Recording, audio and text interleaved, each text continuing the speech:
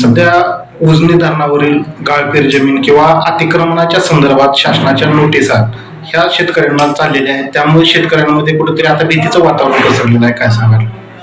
वास्तविक पाहता ही जे गाळपेरीचा जो विषय आहे तो शासनाने शेतकऱ्यांवर अन्याय करण्याचा हा विषय आहे म्हणलं तरी ती वावगं ठरणार नाही. कारण आज अनेक शेतकरी भूमिहीन झालेले आहेत. काहींच्या जमिनी पाण्याच्या कडेला राहिलेल्या आहेत आणि तेच आता शासन काढून घ्यायच्या विचारात आहे. तर आजपर्यंत ह्या शेतकऱ्यांनी अतिशय असं मोठं योगदान या उजनी धरणासाठी दिलेलं आहे.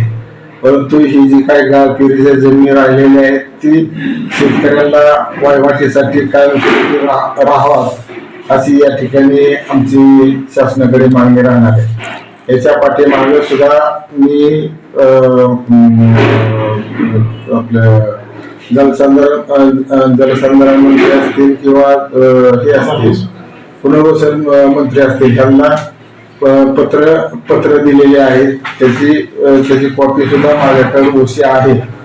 तर हा जो शेतकऱ्यांवरती होणारा अन्यायकारक जो विषय या शासनाने घेतलेला आहे तो कुठेतरी माघारी घेऊन आमच्या शेतकऱ्यांना दिलासा द्यावा, जेणेकरून राहिलेल्या जमिनीवरच त्यांची आज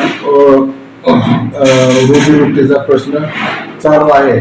ज्या काही उजनी धरणातून लोक जी बाधित झालेले आहेत त्यांना काही ठिकाणी जमिनी दिलेल्या आहेत, परंतु ते स्वतःच गाव सोडून तिकडे जायला तयार नाहीत. ज्या काही गाळपेरीच्या जमिनी आहेत ती शासनाने मोठ्या मनाने आमच्या शेतकऱ्यांना परत द्यावे आणि त्यांचा उदरनिर्वाहाचा प्रश्न उद्भवा असं या ठिकाणी मला अजून सांगावंसं वाटतं. येणाऱ्या अधिवेशन मध्ये हे विषय तुम्ही प्रश्न लावून धरणार का? आता 23 तारखेपासून हे उन्हाळी अधिवेशन चालू होत आहे. याच्यामध्ये निश्चित या प्रश्नाला आम्ही वाचा फोडू आणि त्या ठिकाणी आमची भूमिका मांडू आणि ह्या पुनर्वसनाच्या संदर्भामध्ये लक्षवेधी केलेली आहे आणि प्रश्नही घेऊन उपस्थित केलेला आहे. तो आणि तारांकित मी त्या ठिकाणी अधिवेशनामध्ये उपस्थित केलेला आहे आणि अधिवेशन काळामध्ये याला वाचा फोडण्याचं काम निश्चित मी करेन.